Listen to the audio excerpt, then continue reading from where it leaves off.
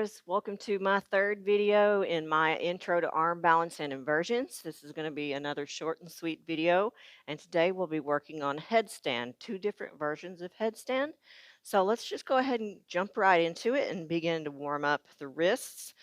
You should always warm up the wrists, warm up the arms, warm up the core, stretch out the legs, and all your arm balancing poses, but to me, the wrists are one of the most important things because you do put a lot of pressure on your wrist. And I have a tendency to have tennis elbow when I don't warm up and stretch my wrist. So bring your hands overhead, and I'll stop talking and just do those dancer hands again, going faster and faster,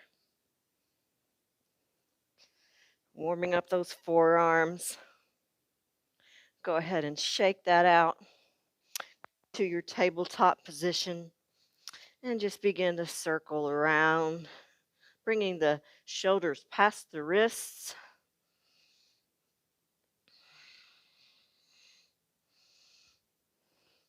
And then flip the hands over, fingers face you, lean the hips back.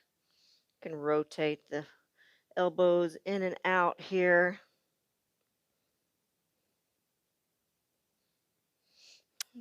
Face the fingers, palms down, fingers face you, and just lean the hips back.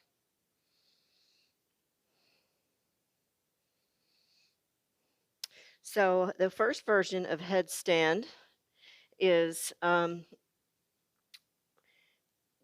usually come into it from dolphin pose. So from down dog, you'll go ahead and come down to the elbows.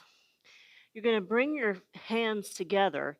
Let the pinky fingers come on top of each other here. You interlace the fingers, but both pinky fingers will be on the floor. Now, in a headstand, the crown of your head, which is right here, this is why I don't have my hair up in a ponytail. This is the part you will use. And you never want to kick up into headstand.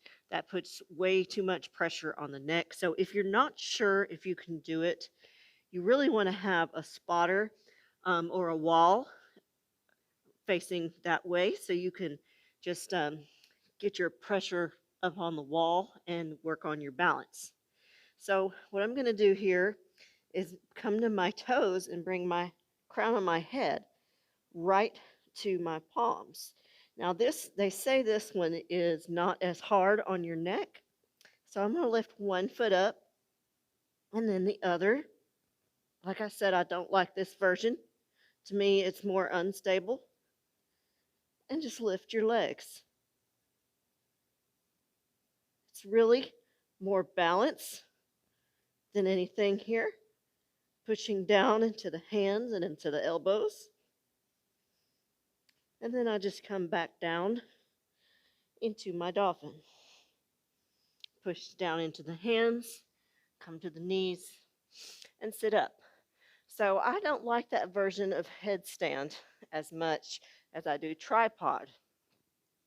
So for tripod headstand, if you can do crow, you can, and you have good balance, you can most likely do tripod. So you want to get your arms, just like every arm balance, you're going to create a shelf with the back of your triceps, with your triceps. So what I usually do is I come into it from a forward fold. So I'm going to bring my hands down in front of my toes, turn my fingers out slightly, just like we do in the other balances to protect the wrist, bend my knees, and bring my head in front of my hands. So I'm making a triangle here. Now the trick is don't put a lot of pressure into your head. You want your pressure to be in your hands. Now bend your elbows here, bring the head down. Now you can lift one foot and put the knee on the back of the tricep. And then bring the other one up. And you can just practice here and hold this until you gain some balance and strength. But from here, like I said, you can have a wall behind you, but begin to either lift one leg up at a time. Keep pressing down into the hands and then lift the other.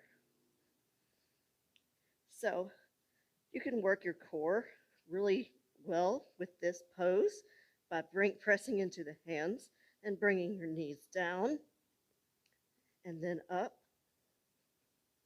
and down and up and then come back down.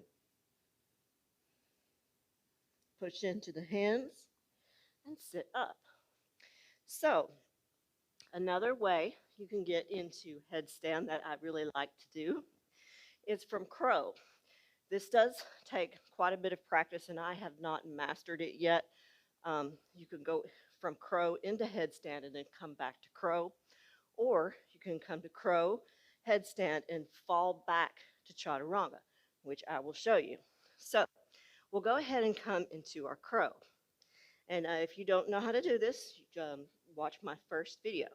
So bring the hands shoulder distance, claw down into the mat, lift the knees, walk the feet in, turn the elbows back to face you, bring the knees to the backs of the triceps, begin to bend the arms. Now lift up into your crow. Now from here, you're going to slowly bend the arms more and bring the head down to the mat. So you're right back in that little ball of a tripod. And then from here, lift up. So the trick from here is to make sure you push down to fall into chaturanga. You want to make sure you're pushing down into your hands to protect your neck. So you want to pick out a spot in front of you, which is actually behind you, push into your hands, and then fall down, chaturanga. Up dog and down dog.